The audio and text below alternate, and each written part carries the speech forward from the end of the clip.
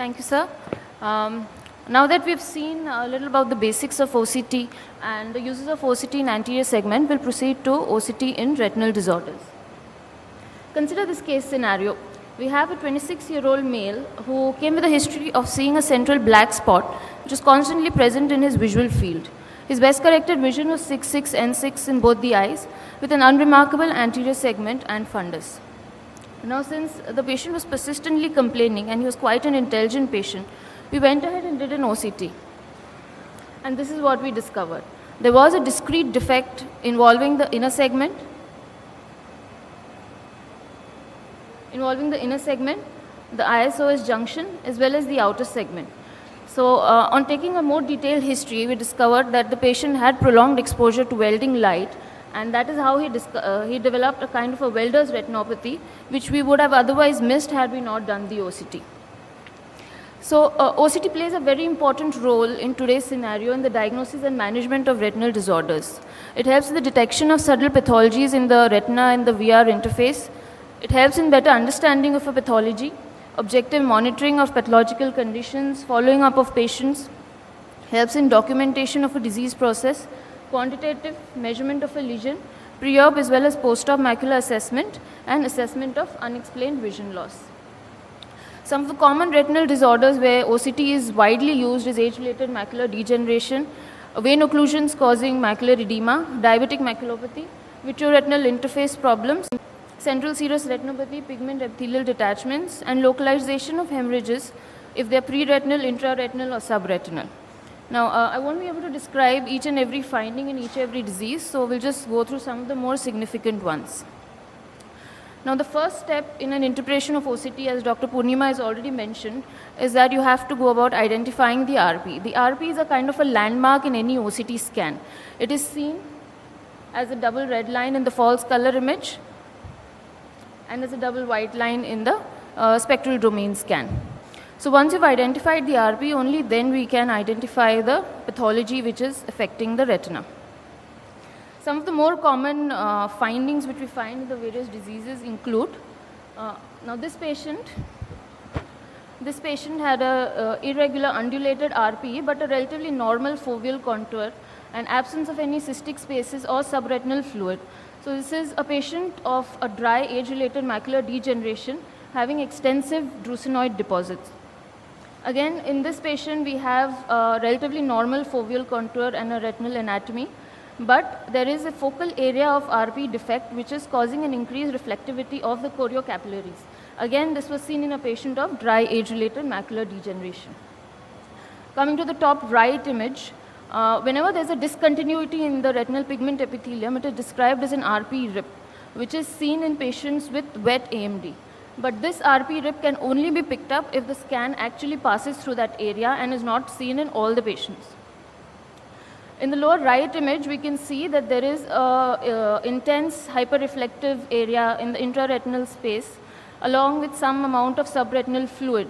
This hyperreflective zone is causing extensive backshadowing with absolutely no visualization of the underlying structures. So this is basically a pigment clumping which has happened when the wet AMD was being treated and is now getting scarred. Again, here the RP is completely distorted. There is irregularity, there is reduplication of the RP. So this is the patient of a CNVM who is undergoing treatment and now is getting scarred, and there is thickening and fibrosis. Another important aspect in interpretation of any OCT is the presence of any fluid. Again, fluid can be intraretinal, it can be subretinal, or it can be preretinal.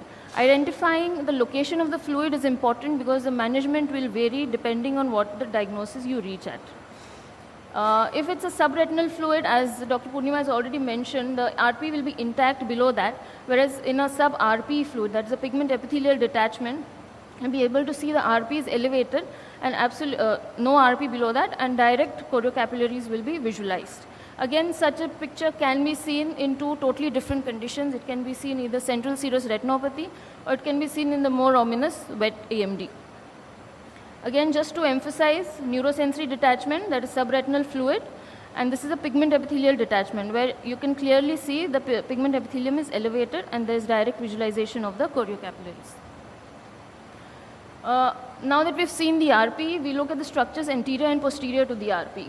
If there is extensive visualization of the choriocapillaries, which is normally not seen, that means the RP is completely absent there.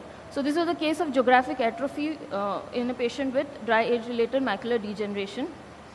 In contrast, if the underlying structures are not visible, that means there is something which is blocking the light from passing through. So this was a patient of fibrovascular PED, and wherever the tissue was little less dense, the light is passing through. This is also another patient of a hemorrhagic PED, where you can see there's absolutely no visualization of the structures below the retinal pigment epithelium. So distortion of the foveal contour also can be picked up very well on an OCT. It can either be a focal distortion by an ERM, or it can be a thickened contracted ERM causing distortion of the retinal anatomy with extensive schisis. Retinal thickening with intraretinal cystic spaces and the presence of subretinal fluid is one of the classical pictures which is seen in a CNVM. In contrast, retinal thinning with retinal pigment epithelium thinning is again seen quite often in dry AMD. Now, one look at this OCT and one would think, oh, are these cavities or is this fluid which is coming in the intraretinal space? But this is in fact normal retinal blood vessels. If one looks closely, you can see that there are these linear hyperreflective areas in the retina which is causing this shadowing, and this is in fact normal blood vessels, so they should not be mistaken for any cystic changes. Again, it is important to differentiate between intraretinal and subretinal fluid.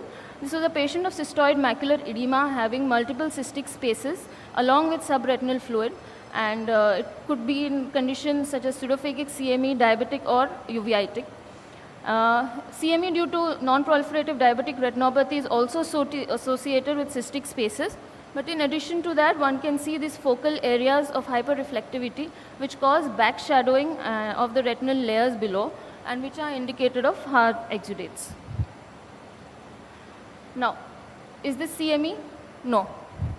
This is actually myopic macular schisis, where there is a splitting of the retina, and there are column-like structures which are seen connecting the thicker inner retina and the thinner outer retina, which are in fact Stretch-Muller cells.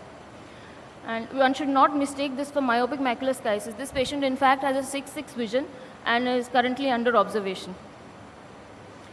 Coming to this image, is this cystoid macular edema? No. This is in fact a cavity which is formed because of coalescence of chronic cystic spaces in a patient who has undergone multiple injections and has developed a kind of a scarring. This patient will not validate treatment because there won't be any improvement even with treatment. OCT is also important for detection of hemorrhages and localization of hemorrhages. This is a subhyaloid hemorrhage. One can see that there is a hyaloid which is getting attached to the retina. There is some blood seen here with a fairly visible retinal contour. This is a sub-ILM hemorrhage because again there is a hyaloid which is attached. The retinal contour is visible and there is this hyperreflective area which is indicative of blood. Again, intraretinal hemorrhage with less visualization of the underlying structures. A subretinal hemorrhage where you can see a little bit of the RPE, and that's why it is subretinal and not sub-RPE. And again, this is a sub-RPE hemorrhage where you can see that the neurosensory retina is intact, the pigment epithelium is elevated. There is partial visualization of the choriocapillaries where the blood is less thick. OCT also helps in identification of conditions where there is loss of foveal contour. It can either be because of a vitreomacular traction, it can be a lamellar macular hole, or it could be a full thickness macular hole with an operculum as well as cystic changes in the retina. Word of caution, seeing a single image is not the ideal way to interpret an OCT. There was this patient, a 56-year-old myopic female who came with a vision of 6/6 and 6. She specifically complained of distortion at the end of a line. Her fundus was a typical myopic tessellated fundus. She was seen by a consultant elsewhere, sent back saying, oh, it's going to be okay.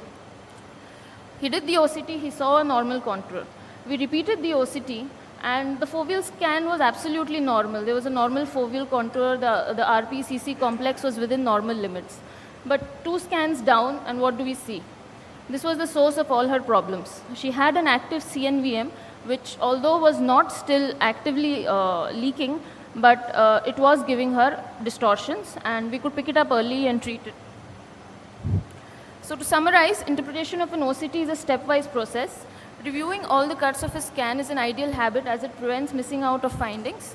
And last but not the least, OCT should never be interpreted in isolation and always in conjunction with history and clinical examination.